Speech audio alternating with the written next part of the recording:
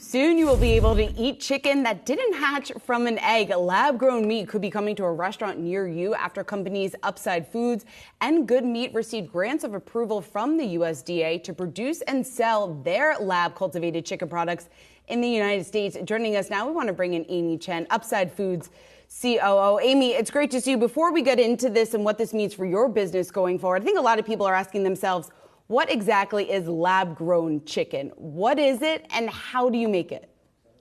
Great. Thanks, Seana. It's good to be with you today. We call it cultivated chicken. So it's essentially the meat that you have always known, but made in a new way. So it's literally grown from animal cells. So we start with a sample of cells, we feed them nutrients, vitamins, et cetera, in what we call a cultivator. And after anywhere from 1 to 3 weeks, they produce meat that we can then harvest and formulate into any delicious product that you love. Where do the animal cells come from? So the animal cells can come from a variety of places. They come from the animal species, so a chicken. In our case, we started with a fertilized egg. What about cost? Because that has been a huge issue when it comes to lab-grown meat, how costly it is to produce it. What does that look like? How does it stack up against what I guess most people call traditional meat? Like any new innovation, whether it's electric vehicles or cell phones or anything in that era or in that genre, it will start at a price premium. So we will be launching in select restaurants with limited partners. And over time, we will be continuing to work on both scale and cost. So expect to pay a premium at the outset. What does that mean in terms of a premium if you compare it to sort of a standard chicken dish? I realize these are going to be in restaurants, premium restaurants, but what kind of price tag are we talking about? So at a restaurant, think about an organic or a free-range chicken. We'll be in the range of what you'd expect to pay for an entree at the restaurants where we launch. Amy, how much of this can you make? I believe right now you're able to make small volumes of this, but scaling it to make larger volumes. What does the timeline look like for that and the cost of that?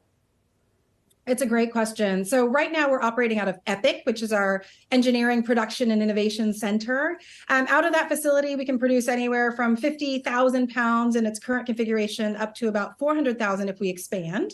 We're simultaneously working on a commercial plant that will be able to produce millions of pounds. So the real vision and the impact is that everything we are doing is working towards scale, because that's what will ultimately allow us to have the impact that we want on the environment, on animal welfare, on human health. So let's talk about that impact to the environment. I mean, what does the carbon footprint look like for cultivated meat? There's certainly been some criticism about just how energy intensive it can be to grow it in a lab unless you use 100% renewable energy. Is that what Upside Foods is doing? Our current facility is powered by 100% renewable energy, but let me, Akiko, take a step back. So conventional animal agriculture is responsible for 15% of all greenhouse gases. It's a third of arable land and water, and we slaughter 70 billion plus land animals a year. So the impact and the scale is absolutely staggering. There have been a number of third-party peer-reviewed studies that have said at scale, expect with cultivated meat to reduce that footprint by as much as 90%. So it is a very meaningful impact. And finally, there's a lot of viewers who are watching this who aren't going to be near these restaurants where the initial tests will be carried out. How long until consumers will be able to find these meats in grocery stores?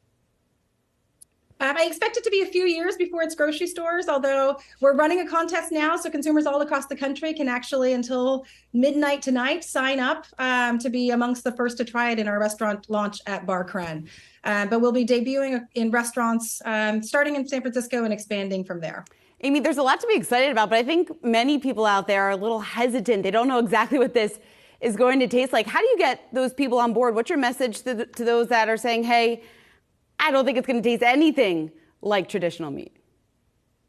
I will tell you first, I'm a Texan, so I love my meat, I love my barbecue, and it's something that's very precious to me. I will share my own experience. When I first put this bite of cultivated chicken in my mouth, I thought, this is the most amazing, remarkable thing I've ever eaten. It didn't require an animal to be slaughtered. It could literally change the world.